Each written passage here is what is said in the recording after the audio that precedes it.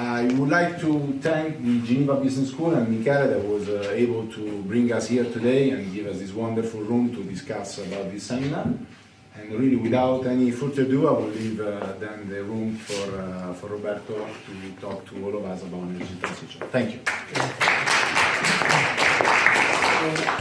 The idea is that we have this as interactive as possible, because I don't know what's your background, how much you know about energy, what you are interested in. So I will give you some thought, some food for thought, and then we get to have questions and possibly addressing issues that are on top of your mind.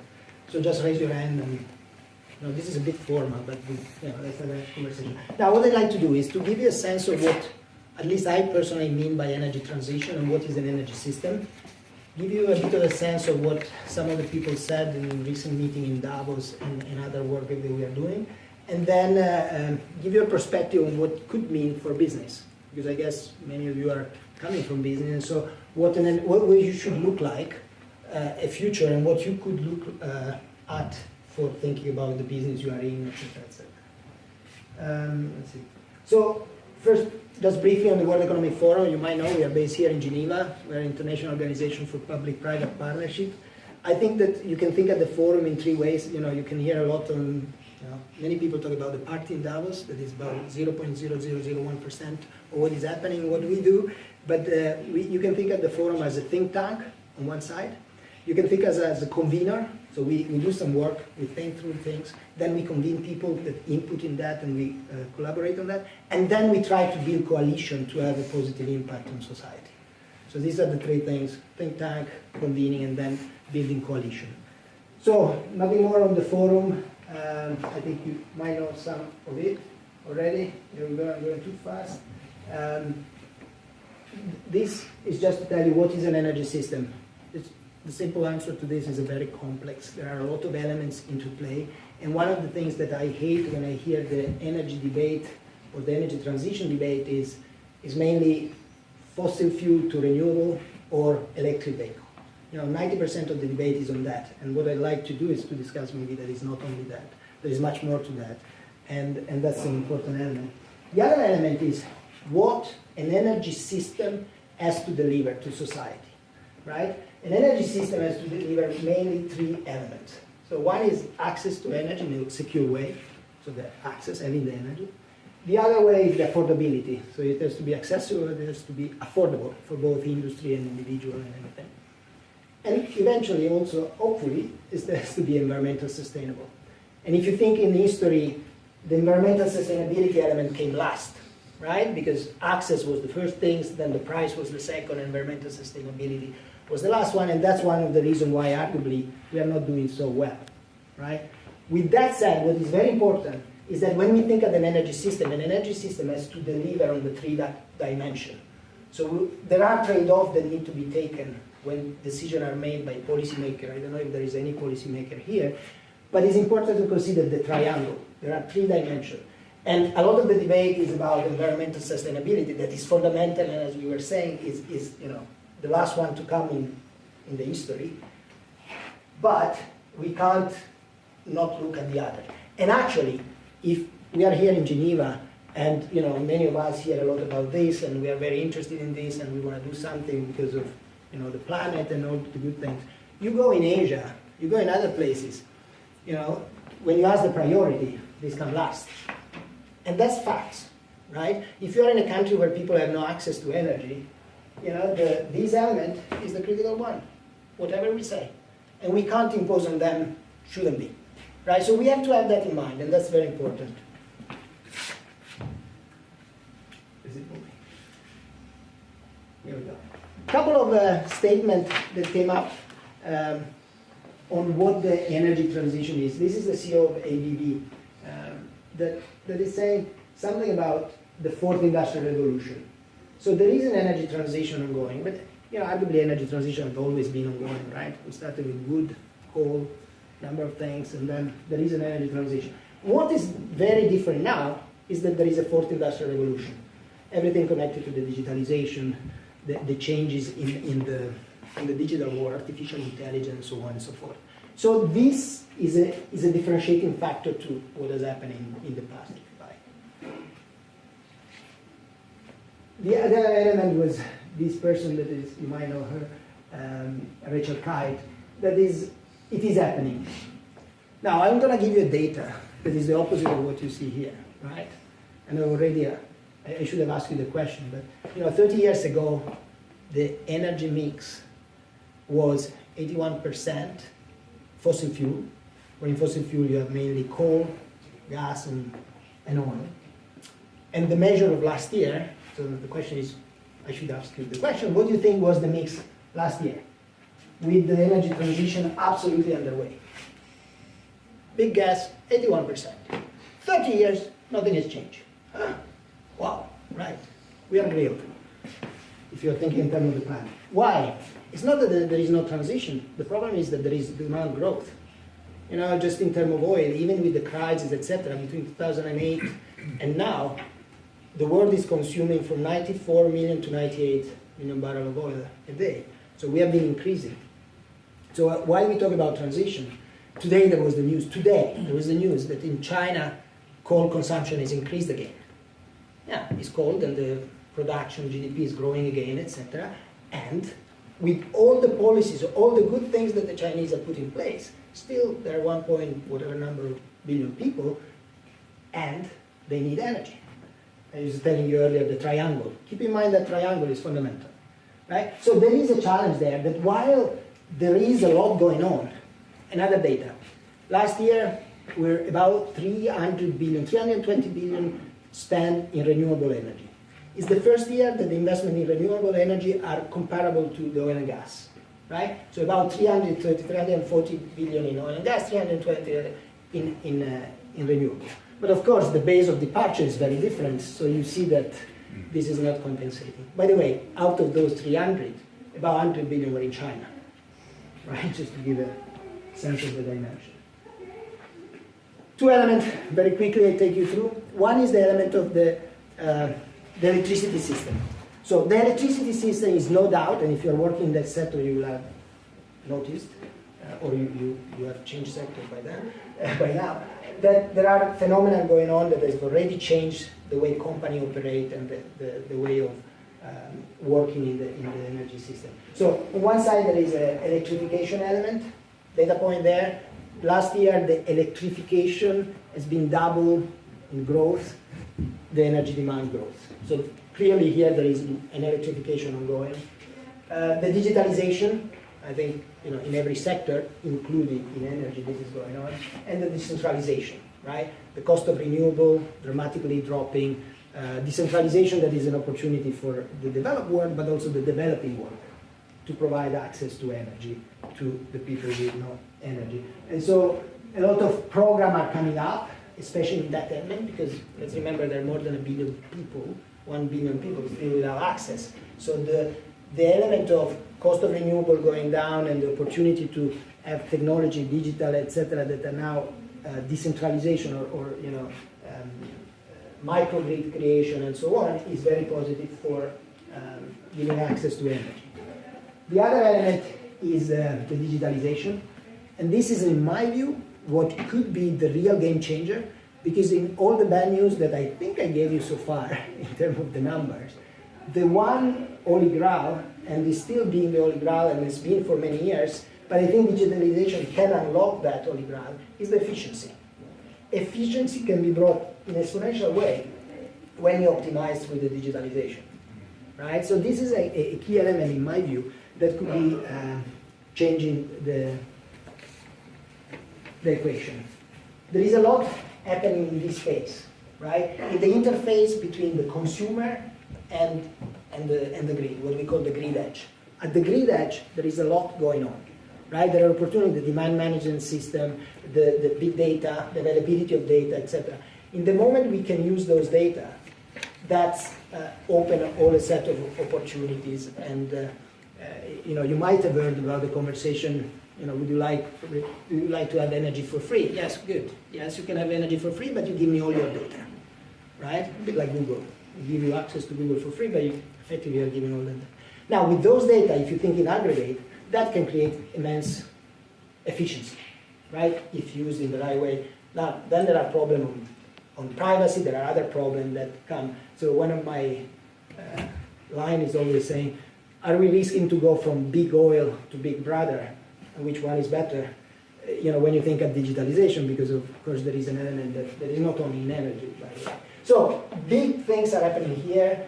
Big business are losing a lot of money. They are transforming, but a lot is happening here. Companies are working much more on the customer side than they were before. Before utility were just pumping electrons. Now they have to have a customer interface. The third element we are talking about here is the electrification of mobility. Of course, we talk a lot about electrification of mobility. Again, very important, but the impact on that 81% that I was telling you earlier is very limited. And on electrification, we are still at the phase of learning. And I give you an example of, we have done a study with Norway, that arguably are the most advanced, right? And they've done, they have electrified a lot of the transport there, the personal transport, if you like. And what they've done, I don't know if there is any Norwegian here, to be careful, but fundamentally they've taken away taxes that are very high on combustion engine vehicle. So, and then they gave access to the bus lane, they gave access to free parking in the city center, and so on and so forth. Well, the sales of electric vehicle went above combustion engine vehicle. Great news. Well, actually not.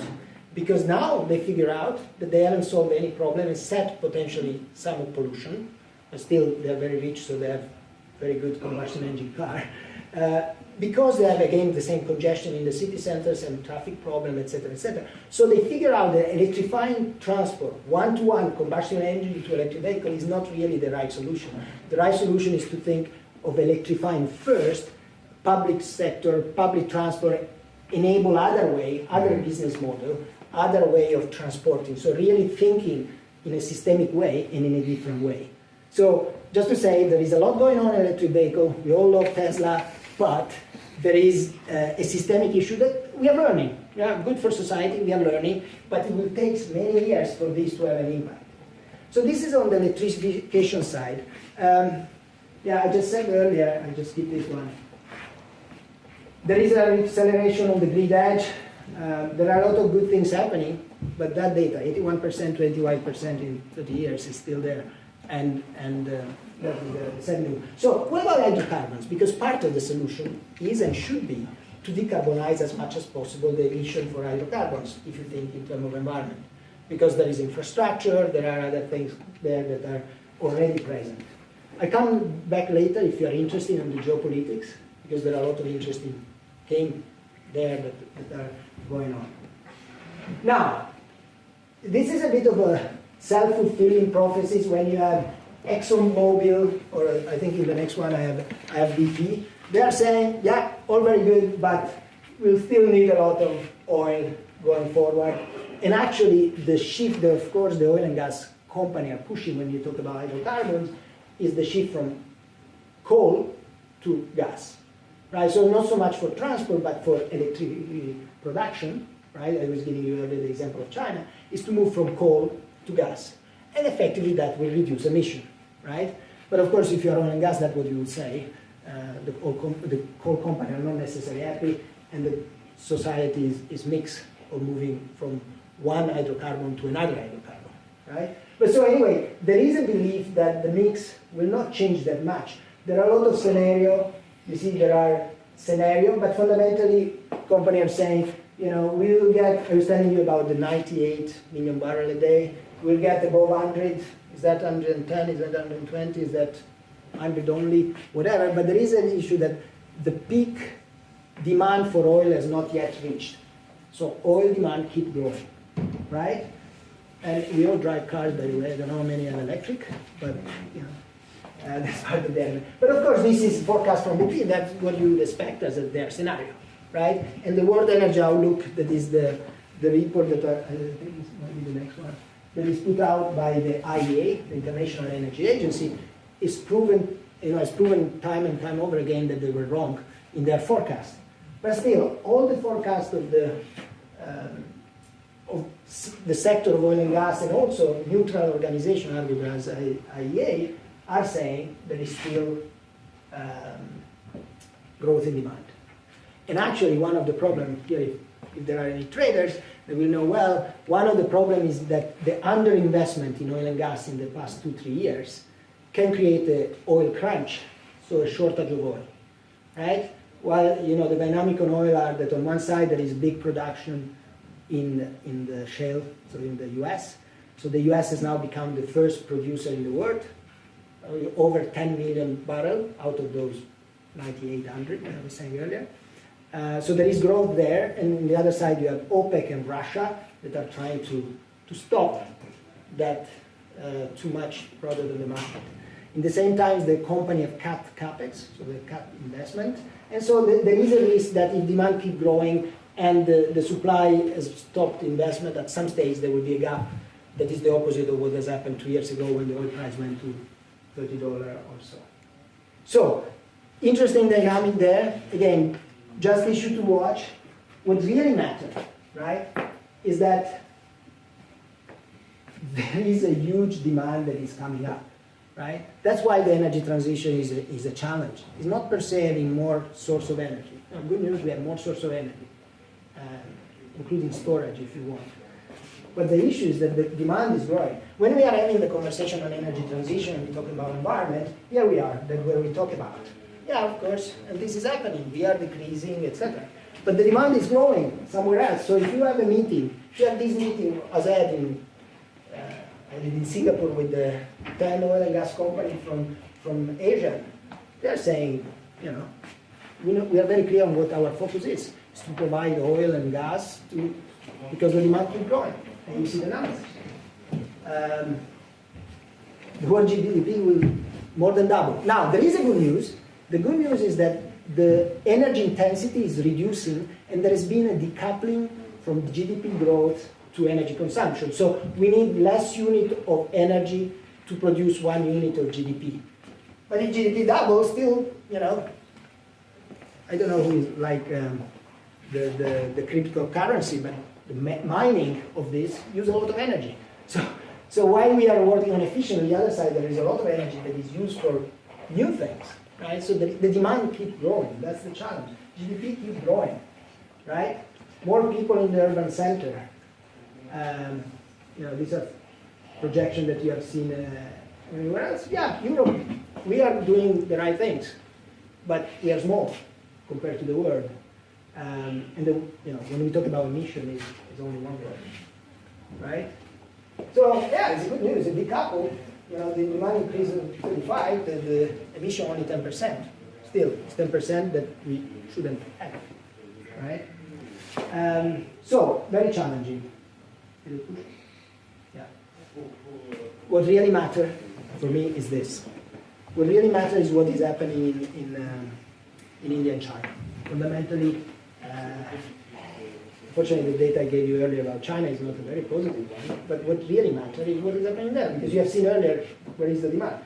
The demand is going to be in that space. It was here on this side. So the demand is going to be here, right? And so what is happening here is what will matter. And China has created, I was saying earlier, $100 billion investment in renewable. Great. But still nowhere near what is needed to offset, just to keep coal at the same level of today. Coal is about 70% of the energy mix, the electric, the electric production. Just to keep it the same level is a challenge because the demand keeps growing there. So that's the scale of the problem we are talking about. They are now a carbon market, they are creating new things, but it's really challenging. India, the same. They are doing, well, there is also Africa, but we have to believe that Africa will come out of the phase that there is now. India is doing amazing things. In Davos, we had the minister, he was public about this, so we can share. He was talking about, in 2015, they started an LED program. They substituted the 800 million bulb, incandescent bulb with the LED. They reduced the cost by 87%. For LED. So this is also good for the world because if Philips provide now LED at 87% cheaper in India, maybe it doesn't do it this year, but it will be 85% here, right? So there is a good, the volume that are being done and created and leveraged in those places are leveraged here as well, right? It's good for the global economy, it's good for the global development, but still, the scale is huge. So Yeah, as I was saying, there is something more about Africa, but effectively, you have to believe that Africa will be part of this equation, and if it is, in terms of growth, that's an additional challenge. So that would be the piece on the geopolitics, but I will probably stop here, and I'll see if you want to talk about geopolitics or if you want to talk about other things, because geopolitics in itself is a special realm of Yeah. So Roberto, what we did is that we did gather some questions from the audience already. So just to start warming you up, so in case in which you have your questions, we have 3 questions first, and then you can ask your own question to Roberto to answer about energy transition. The first one, indeed, it is about geopolitics changes and really how the world is accepting, this evolution of the energy system, and how these geopolitical changes really will impact the energy transition going forward. And it's a chicken and eggs, which one influence which one, right? So you can, again, I tend to think in these 2 words. If you think in the world of the oil and gas, on the Wednesday in Davos, I think, or Wednesday evening at 6 o'clock, we had the session, and in the session we had, together with the Saudi minister, we had the Russian minister, and we had the American minister. In itself is a change of geopolitics. You will know that Russia and Saudi were not very best friends till a year ago. Now they've made a deal, effectively OPEC through Saudi Arabia, and Russia have made a deal to current production. So that's already a geopolitical shift. And they're discussing with the American, and American and Russian are not necessarily the best friend when you think of sanctions, etc. But on this level, it's very interesting to watch what is happening. So that's, if you like, is an old game, but there are new players, it's evolving in a certain way. The oil and gas has always been a geopolitical play, and there is there are additional elements that are coming and they're evolving, and it's very interesting, right? But as I was saying, the fact that the US is now the biggest oil producer in the world, in itself, it's very meaningful. The other side is, think of what has happened on the manufacturing of solar panel, for example, where effectively Germany and Spain, Italy, etc., we have financed the development of the manufacturing sector in China for panels, and now China is producing, I don't know the latest figures, but about 80% of all the solar panels. So effectively they are the Saudi Arabia of solar, right? So they are winning that game. There is another game that is interesting to watch. Again, according to your interest, you might think I'm sick that I enjoy watching these things, but the battery, right? Who is investing in battery and who's going to win the game? When you speak with the Chinese, they will tell you that Tesla is great. Elon Musk, they love him. He's a great marketing tool for them. He put a gigafactory, they put 100 giga, right? So there are massive investment in the batteries and everything that is around storage and opportunity, but there is a fight there who's going to win. And actually there is another one on who is playing in that space. If the winner will be the battery, but there are a lot of problems, by the way, right? When it's small, it's nice. It's like the kids, right? When they're small, they're nice, but then start becoming teenager, and then they become adult, that's awful, right? But so you have this issue that how much lithium we need, how much cobalt we need, etc. If you think of batteries at scale and everything, right? In parallel, there is a strategy. China very strong. You might have heard about one belt, one road. Mm-hmm. Let's interconnect countries, because if you have interconnection, like we are doing in Europe, by the way. We are connecting south of Italy, Spain, etc. with the Nordics, so when there is the sun, you take the sun from the south and you send it to the north. When there is wind, you take the wind from the north, the energy from the north, you send it to the south. So think of this at continental level or bigger, right? So think of China with Russia, with Korea, with Japan, with the Asian country, etc. So there is China is playing on the 2 spaces. It's playing on the space of the battery, but it's also playing on the space of the interconnectivity. Right, where country interconnect. This is just to give you a glimpse, and that would be the things that I'm passionate about following. That was your first question. I don't know if you have other questions on the geopolitics. Yeah. Well, about geopolitics, not yet, but maybe they do, and I hope I don't steal your questions, but we'll see.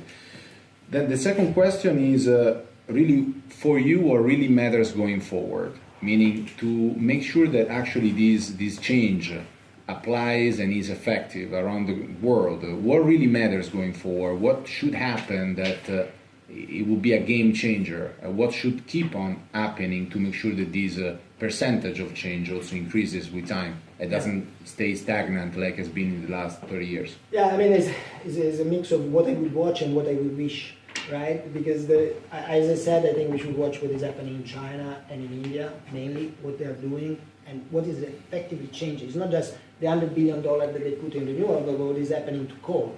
Because they might put $100 billion here, but they still... By the way, last year in the world, we still added 13 gigawatt of coal, right? So, we're not even stopping there. We should decrease. No, we keep increasing, right? So I think India and China are fundamental. I think the hope and the element that for me is the most interesting, as I was saying earlier, is the efficiency through digitalization and everything around artificial intelligence and automation, etc. That could be a real... the real game changer, I was saying earlier. So India and China on one side, and the other one is that. Fundamentally, then one of the element, the other element is also what I was touching base earlier is, can we do something with hydrocarbon? Because we know the bad things of hydrocarbons. Can we fix those instead of saying hydrocarbons is all bad, let's put something else? Because let's remember, when we scale, my example of the battery is that one, when we scale, the problems start coming up, right? Now we know all the bad things with the hydrocarbon, we also know the good one. Is there a way to take away at least some of the bad one from there, right? CCS, carbon capture and storage. Everybody's saying, doesn't work, technology. Why? We don't have a carbon tax. If we had a carbon tax of $100, CCS is great, right? So eventually, but that's unrealistic, but if there was a carbon tax as a decent level everywhere going forward, that would help in solving the problem. Because human beings, as we know, are smart. When we have a problem, we solve it. But we have to be focused, like in your job and everything. When you are very clear on what you solve for it. If there was a carbon tax of $100, for sure, people would solve issue. It's provocative $100, it's a lot. But even 40, 50 would be good. So, I don't know if this happens. And the last one, and then I'll leave, I promise, the word to the audience, is, you're working in this, you are the experts of it. So after studying it and seeing, everything that has been happening really in the last 34 years, are you really happy with the evolution of how energy transition is actually taking place? Or maybe you wake up from the bed every morning thinking that something else should have done, something more we should do as citizens and countries should do overall? Good question. First of all, I'm not an expert in this field. There are zillion experts and non-expert at the same time. I think it's a difficult question to answer. We are, as a forum, we are working on a lot of these topics. We are trying to bring fact to the debate that in the past has been very ideological, as I was saying, from oil to renewable or things like this, to bring more facts and so that there is a constructive debate versus a polarized debate. Right? And from a constructive debate, then you can have constructive action. I give you an example on that. Something we are very proud of as the forum, but also as a citizen, if you like. We brought 10 oil and gas companies to put together $1 billion to address the issue of climate change, innovating exactly on the things I was saying earlier, how we can make hydrocarbon less harmful, if you like, on the environment. Right? So I think those kind of things are very important, but it's just, a piece of sand in the ocean, so that's very small. So yeah, there is. Am I happy? No, I'm not happy. I have 2 small kids. I think on the climate side we are doing very bad. Not only energy, by the way, but we are nowhere near solving the issue in my view. And in the same times, we have a duty to provide energy to the world, right? And that dilemma, unfortunately, is not solved. And there is a lot of goodwill, but the number are still those. We should base attention on that. I hope that the things like the efficiency through digitalization or the CCS type things will come up, but at this stage there is not yet. So I hope you are more optimistic than me. Who agree on this analysis, or who is more optimistic for you? I don't know, I'm not sure I'm pessimistic, I'm trying to be fact-based. 81% is 81%. By the way, you have been tested on the Davos experience, and -10 to come to a meeting. It's like what we have in Davos. So who is working in the space of energy? Anybody here is in the space of energy? What would you think? What do you agree on and what do you disagree on? There are some points I agree more compared to others. There is a big interest from the industry moving into LNG and natural gas. At the Happy Week in London about 2 weeks back, that was a big buzz, a big topic. How we move away from oil to natural gas. That's the big thing. I agree on that. Happy Week is a big week for the oil and gas guys. But at the same time, though, I mean, I work for a shipping industry, and of course, you know, we have very big ships on water every day, and we have hundreds of them. So my question is maybe when can we truly see an investment that is affordable and at the same time can bring a return on investment that will be sufficient enough to involve companies to change and to, you know, actually transit from what we have today to what will be the future, which will be possibly for ships, LNG. Yeah, I think you're absolutely right. Now, beyond the LNG issue, is really an issue of it has to be business, the triangle. You know, if there is no an economic reason behind it, you know, it won't happen. That's why it's great that the renewable prices went down and so on and so forth. It has to be a business model. It has to be economic, and that's why when the market doesn't work, you need mechanisms like carbon tax that could help those things to happen, right? But it has to be commercial, and that so far there was not the commercial model. You know, you also, if you think about oil is actually very cheap. We have a lot of taxes in a country like ours, but oil is very cheap, right? So it's it has to be economic. It has to be economic, and that's one of the challenges. You will not shift your fleet to LNG until you make more, at least the same amount of money. I would say more because you take a risk of a change. Correct. Right? Of new technologies and everything. New technology, new issue. You know, when you change, you always take some risk, right? So why would you do if there is not a premium for? I mean, For regulation, it's in. sorry? For regulation. Or regulation, absolutely. Like the IMO, which is coming. Yeah. on this side. Absolutely. The regulation, but that's a way of creating the market, you know? So one of the things, for example, that for me was clear also in some of the meetings that we had in Davos and in general is, and what we are advocating in the work we do on the energy transition is to have you know, we talk about transition, but transition to what? Right? And what is transition for you? It might be different from you and from you, right? So having clarity at country level or regional level on a destination, and then make that clarity so that people can invest. Because if you are clear that in 10 years, your country want to have this energy mix, you know, the investment is, this was shared by a minister of a Middle East country, where arguably don't have the issue of election and democracy, but that's aside, they are one of the most progressive in the region, and actually in the world. They put a very clear roadmap saying, 2040, this is what we want to be, and we welcome investment in this field, because this is the energy mix we are going to stick to in the next 30 years or 20 years, right? So having a direction of the transition, or a destination, and the roadmap, very, very helpful. So that creates the market, and then you can play with policy, etc. Sometimes you need the policy, but sometimes you just need enough to give idea of the, you know, direction versus today is like this and tomorrow is something else, right? So I think that's a very interesting element. And by the way, when you look at the Middle East, I mean, look at what is happening in Saudi Arabia. The guys are completely shifting the world, I mean, on every front, but they're really thinking an economic post-oil world in 50 years, right? So it's very interesting that the one that act the most are arguably countries that you would suspect less. You know, I don't know if you would bet that Saudi Arabia is one of the top 10 in thinking about changes. Even though their GDP is based 95% on oil today, yeah. There was, I think the Qatar minister gave some data during the public session in terms of how much they are moving from whatever 60% dependent to 40% dependence, and they are already in that journey. But they don't advertise that, but they do it for themselves, Well, they do advertise if they say it in but it's, you know, it's very interesting that they are conscious that there is an evolution. My point is that evolution is too slow.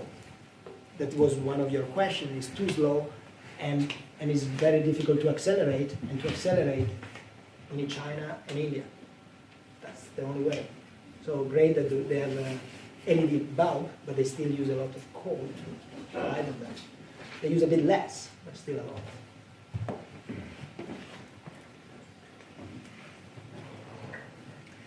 Where do you think research and development and basic science should go in order to address this problem?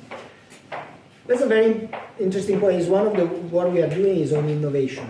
And I'm not so much on, I don't know enough about, you know, the science, but certainly there is not enough money being put to try to innovate in these spaces. So there are, for example, there is a mission innovation that is a collaboration between 22 governments and the EU, so I believe 39 governments, take away the British now, on really accelerating innovation for sustainable energy. Right? So they're trying to figure out what is it that they can do, the country can do to accelerate that. So I guess that the only point is that there is not enough happening, and so there is need for acceleration, and the government have to help in creating the ecosystem, if you like, that happen. It was amazing. One of the commissioner, European commissioner, in our session, a private session, said something on the line of, you know, we are able to start creating a bit that, and then the startup either go in the Valley of Death, so you know they go up in the, or they go in Silicon Valley, but we lose them, and then they go in Silicon Valley, and you know there is that different dynamic, etc. So again, in this space, Chinese are doing a lot, but globally the numbers are nowhere near where they should be. So there is a mix of ecosystem creation and there is money. But money again will come when there is clarity. Right? There is a lot of money in the financial market, again, you know who's from the sector. The question is making sure that you do investment where you make money. It's about business. You know, we cannot think that we'll solve this issue because it's good for the planet. Right? Because, you know, personally we all believe that, and then we go back in our organization, and, well, I'm in NGO, but the ones that are in for profit, we say, yeah, no, great idea, show me the business case. There are soft elements in the business case as well, but, you know, perception of people, trust of people, etc., but that's the aside. Yeah.